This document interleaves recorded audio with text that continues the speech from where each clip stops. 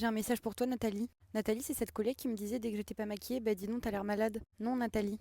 Moi, je te dis pas quand tu me souffles dans le bec et que ça sent la station d'épuration. Je te dis rien non plus quand tu fais cuire ton sang au picard et que ça embaume toute la pièce.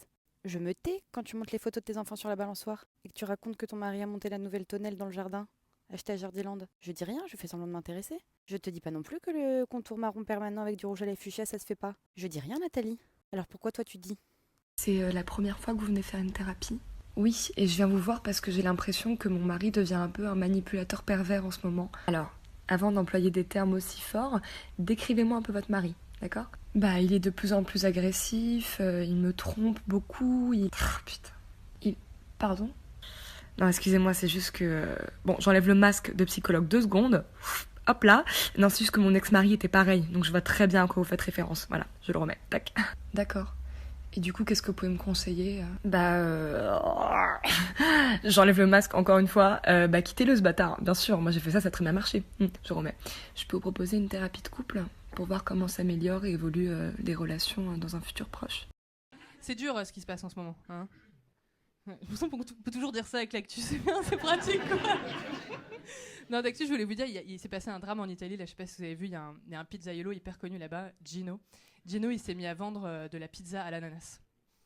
Scandale en Italie, vraiment. À Naples, ils sont dans un état. Il y a carrément un journal qui a titré La trahison de trop. La trahison de trop. Les gars, ils ont connu Mussolini, Berlusconi, mais la pizza hawaïenne, c'est non, quoi. C'est malade, quoi, franchement. Je savais pas que ça suscitait autant de passion, quoi. Vous êtes pour ou contre, vous, la pizza hawaïenne?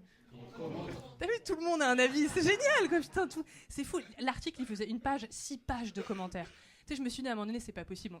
On parle d'autre chose, on peut pas parler que de pizza, ça doit être un autre code pour parler d'un autre. Tu sais, comme quand ils disent pour les présidents, tu sais, l'aigle royal est dans la voiture.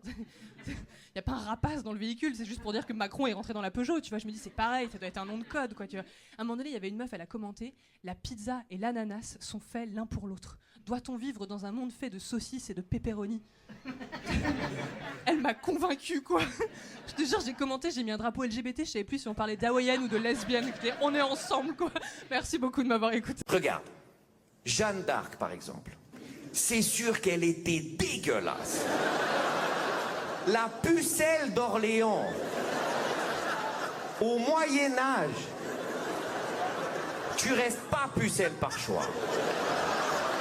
À Orléans, ces gars-là ont la dalle. T'imagines, elle a fait la guerre. Des milliers de soldats. C'était la seule femme. Et ils étaient là. Non, là, c'est chaud. Je sais, c'est la guerre, il y a moyen, je meurs demain. Mais là, même avec un arc à 200 mètres, je la touche pas. Elle est éclatée, Jeanne. Et on est au Moyen-Âge, hein. À cette époque-là, une chèvre, c'est Shakira, les amis.